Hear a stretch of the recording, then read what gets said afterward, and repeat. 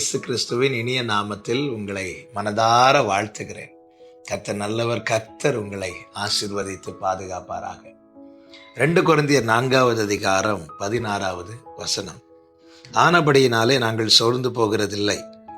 எங்கள் புறம்பான மனுஷனானது அழிந்தும் உள்ளான மனுஷனானது நாளுக்கு நாள் புதிதாக்கப்படுகிறது. இயேசு கிறிஸ்துவின் நாமத்திற்கே மகிமை உண்டாவதாக. அப்போஸ்தலனாகிய பவுல் சொல்லுகிற அருமையான வார்த்தை, புறம்பான மனுஷன் அழிந்து உள்ளான மனுஷன் நாளுக்கு நாள் புதிதாக்கப்படுகிறது. ஆவிக்குரிய கண்ணோட்டத்தோடு இந்த வார்த்தைகளை இந்த நாளிலே உங்கள் மத்தியிலே சொல்ல விரும்புகிறேன். ஒரு உண்மையான ஆவிக்குரிய வளர்ச்சி என்பது இதை காண்பிக்கிறது. மாம்ச சிந்தை, மாம்ச காரியங்கள் எல்லாம் மடியணும், ஆவிக்குரிய எண்ணம் வளரணும். உள்ளான மனுஷன் நாளுக்கு நாள் புதிதாக்கப்பட வேண்டும். ஆவி மாம்சத்துக்கு விரோதமாகவும் மாம்சம் ஆவிக்கு விரோதமாகவும் இச்சிக்கிறது. இவைகள் ஒன்றொன்று என்ன செய்யுமா?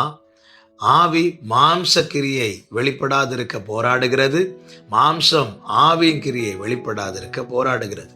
நம்முடைய வாழ்க்கையிலே நாம் எதற்கு முக்கியத்துவம் கொடுக்கிறோமோ அல்லது எதை நாம் வளர விடுகிறோமோ அது இன்னொன்றை மேற்கொள்ளுகிறது.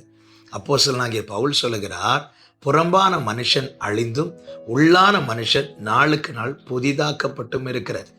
நம்முடைய வாழ்க்கையில இப்படிப்பட்ட அந்த மேன்மையான அனுபவம் தேவை. மாம்ச சிந்தை மடிய வேண்டும், ஆவியின் சிந்தை வளர வேண்டும். இதற்கு செய்த காரியம் என்ன? அப்போஸ்தலனாகிய பவுல், அன்றைய அப்போஸ்தலர்கள், தேவ மனிதர்கள் செய்த காரியம் என்ன தெரியுமா? அதே அதிகாரம் 17-18 வசனங்களில் எப்படி சொல்லப்பட்டிருக்கிறது? மேலும் காணப்படுகிறவைகளை அல்ல, காணப்படாதவைகளை நோக்கி இருக்கிற நமக்கு அதி சீக்கிரத்தில் நீங்கும் லேசான நம்முடைய உபத்திரவம் மிகவும் அதிகமான நித்திய கனமகிமை உண்டாக்குகிறது.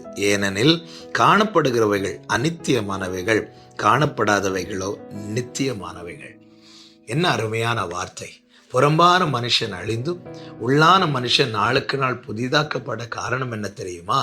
நாங்கள் அநித்தியமானவைகளை நோக்கி இருக்கவில்லை, அழிந்து போகிறவைகளை நோக்கி இருக்கவில்லை, காணப்படாதவைகளை நோக்கி இருக்கிறோம், நித்தியமானவைகளை நோக்கி இருக்கிறோம். கொலோசியர் 3வது அதிகாரம் 1வது வசனத்தில் இப்படி சொல்லப்பட்டிருக்கிறது, நீங்கள் கிறிஸ்துவுடனே கூட எழுந்தது உண்டானால் பூமிக்குரியவைகளை அல்ல, மேலானதையே நாடுங்கள் என்று.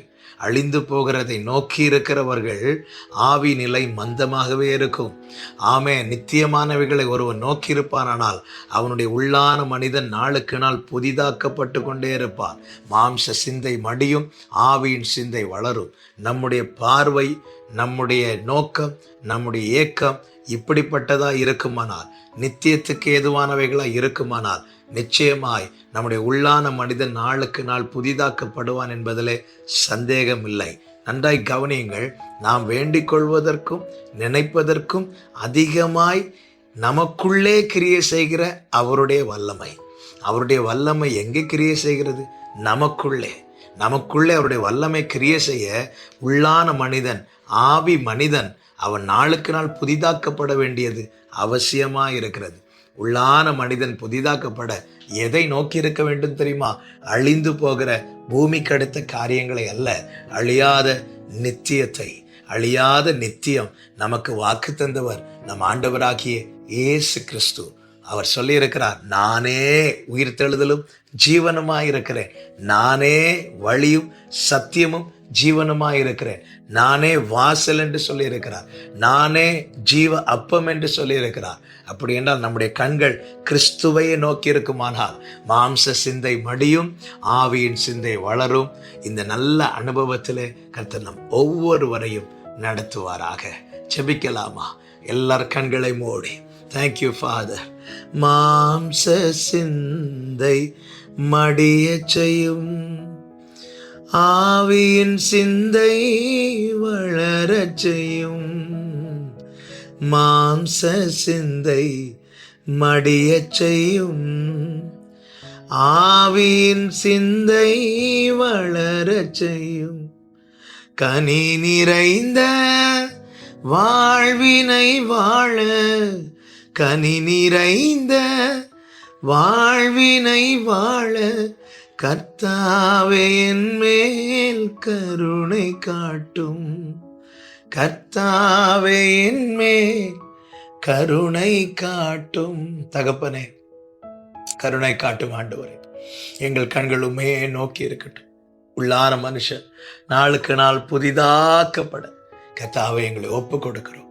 இயேசுவின் நாமத்தில் பிதாவே, ஆமென்.